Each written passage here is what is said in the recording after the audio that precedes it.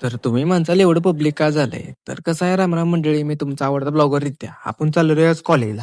कॉलेजला गेल्यावर डायरेक्ट मग आपण प्रॅक्टिकलमध्ये घुसलो. पेपर चाललेला. मग तिथंच आपण म्हटलं ब्लॉग बनवूया. ब्लॉग तर चालू केला. भांड्याला विचारलं की भांडे तुझा पेपर झालाय का? तेव्हा राज म्हणायला लागला की आपला पण नाही, आपण कॉप्याच करतो तुझ्या पेपरमधल्या. तर इथं असा विषय चाललाय, ह्यांना प्रॅक्टिकलला आताच घेतलं नव्हतं. मग काय आपण जेव्हा आलो की म्हणलं लगेच आपला पण डब्यात लगेच पाडला फाडशा. त्यावर भांडवलवाला विचारलं तर प्रॅक्टिकल कसं केलं? प्रॅक्टिकल कुठं केलंस? ते काय ह्याला विचारायला लागला प्रॅक्टिकल कुठलं गेलं. तुम्ही आपल्या भावाला बघून काय हसू नका. म्हणलं आता चला जाऊया बाहेर. बाहेर येऊन बघतो तर काय एवढ्या उसाच्या ट्रायला काय लागल्यात. कारखाना चालू झाले म्हणलं उसाच्या ट्रायल लागल्यात. तर कोणी आमचा अचानक प्लॅन ठरलं की आम्ही आलो वडापाव खायला. वडापाव खाऊन चालला की मी आलो की लगेच बॉम्बे रेस्टॉरंटला. बॉम्बे रेस्टॉरंट म्हणलं चला आता आपल्याला तर जायचे घरी.